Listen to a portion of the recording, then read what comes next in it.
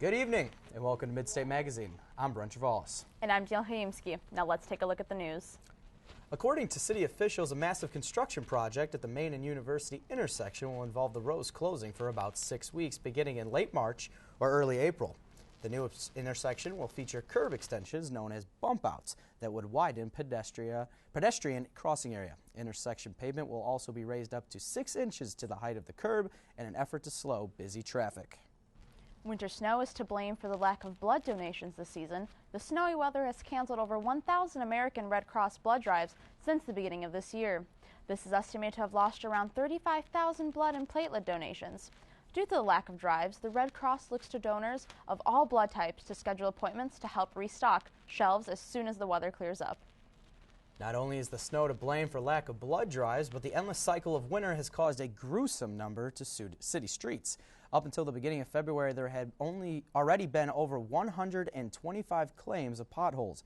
On an average year, the claims end up totaling 38. Since 2007, the city has fixed a total of 22 claims, which cost them more than $7,000. The giant jump in pothole claims will no doubt cost the city more than expected. The Peoria Train Fair attracted young and old viewers on Sunday at the East Peoria campus of Central College. Conducted twice every year since 1968, the fair hosted tables of rare and vintage train sets as well as full-size steam engine replicas. Train engine experts were present amongst the many booths, and some train sets were reportedly sold for more than $300.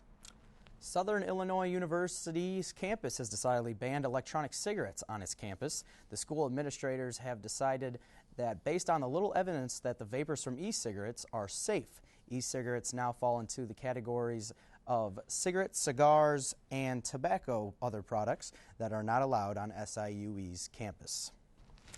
With so much snow causing trouble this year, we can only hope Peoria is stacked up on salt.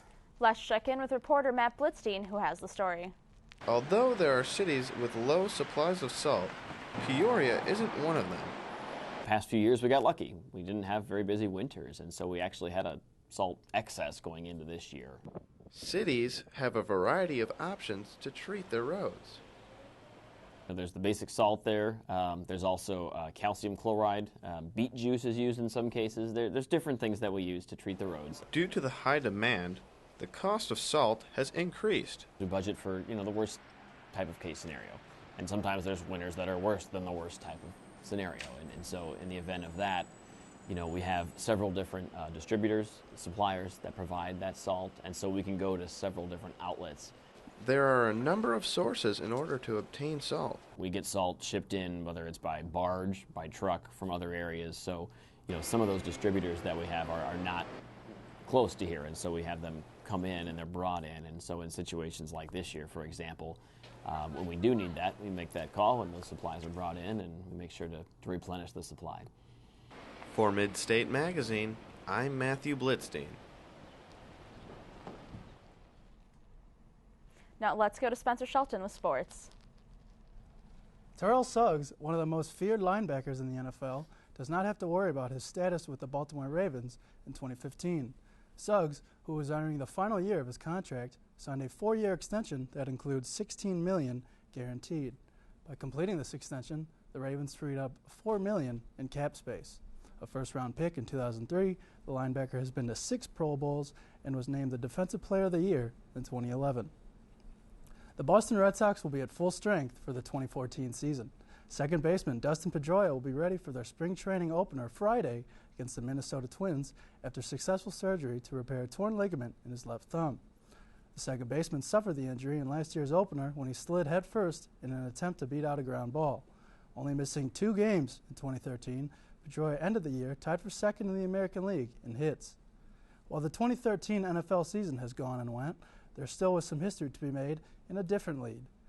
36-year-old Jennifer Welter became the first woman to play a non-kicking position in the professional ranks when she got 3 carries in an indoor football league game between the Texas Revolution and the North Texas Crunch.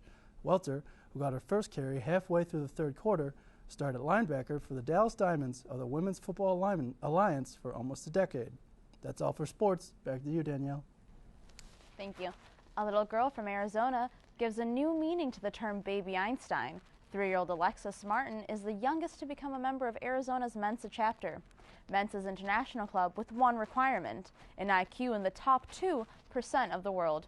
The average person's IQ is around 100. Alexis, however, tested so high the doctors could not even give an exact calculation of her IQ. Einstein himself scored an IQ of 160, and Alexis is said to have scored even higher. I don't even want to know what my IQ would score out to be. Agreed. Low for the Well, charts. that wraps up Midstate for the week. I'm Spencer Shelton. And I'm Brent Travalis. And I'm Dale Hayimski. Have a great night, and be sure to join us next week.